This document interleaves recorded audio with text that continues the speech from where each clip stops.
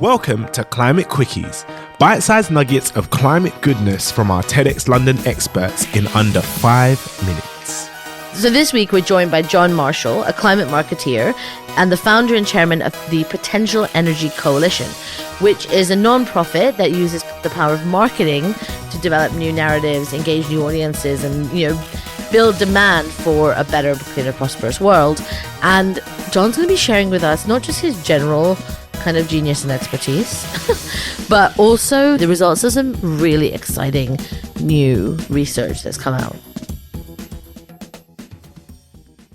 Hi, my name is John Marshall, and I founded a new organization called the Potential Energy Coalition, and we are climate marketers. We think of ourselves kind of as the marketing firm for planet Earth. We're taking that skill that can be used for evil, and we're trying to use it for good, and we're observing what people care about, and we're testing different messages, and we're trying to figure out how to get more people in the climate movement. I think a big part of, we got to simplify this a lot in order for people to be able to get behind it. I mean, the easy part is that the usual gibberish doesn't necessarily get people that excited. No one wakes up in the morning and says it's a great day for decarbonisation. And then we've come up with concepts which I think in Europe are a little more prevalent, but that aren't really very well known, like net zero. And who wants to go to zero? I don't want to go to zero. I don't even know what net zero is. So those things, obviously those things don't really connect with your average person. We did a test in Florida. We tried to get a whole bunch of people to join the sign petitions and so forth, and get to 100% or get to net zero by 2030 or whatever is about 4 times more expensive as stop my flooding problem. And so it's kind of obvious, but what we actually need to do is stop my flooding. Is talk about stuff that people actually care about.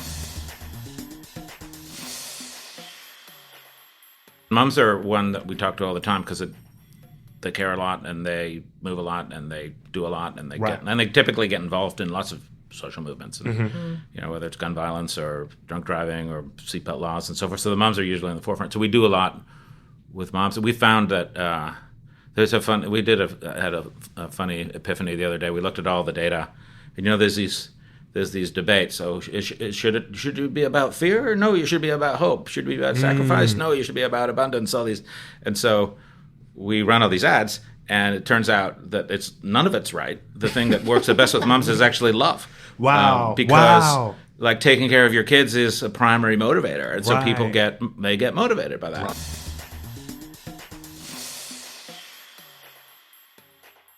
We're trying to figure out how do you tap into things that really matter to people, and so to get to moms, you really talk. What can you do to take care of your kids? Because that's the thing that they think about a lot, and how can you get involved? And that tends to really get people way more engaged than the promise of green jobs in your economic community. And climate change attracts all these amazingly smart people, right? And there's just because it's so hard, so you have to be fearless in the face of something that's really hard. So a lot of people come into climate who are very, very bright, and then they try and communicate in a way that's very, very bright. And, so the global competitive advantage and all those kinds of things. But people just want to take care of their kids or make sure they can still fish or have the vacation spots that they like.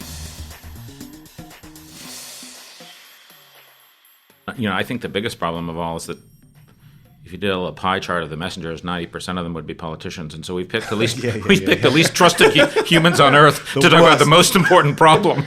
So relevant, honestly, here in New York and the UN General if they just didn't talk as much about it, we would be much better off. We need we need moms and doctors and farmers and fishermen and regular folks to talk more about it. But it is there's way too much, and the data basically says an ad with a politician in it will perform about a tiny fraction of someone who you can relate to.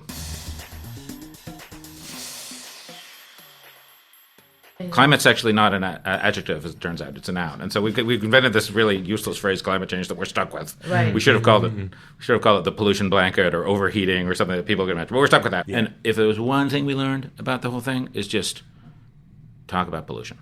Call it pollution. Don't call it emissions. Don't call it climate change.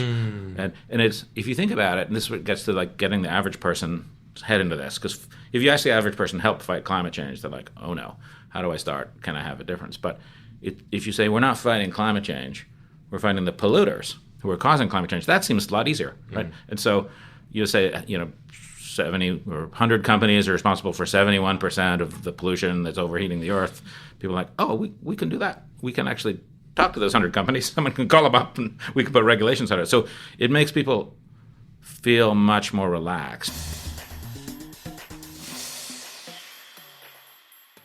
And so we do all these tests. And we looked recently at all the, like, okay, let me see the top 20 of the 500 tests.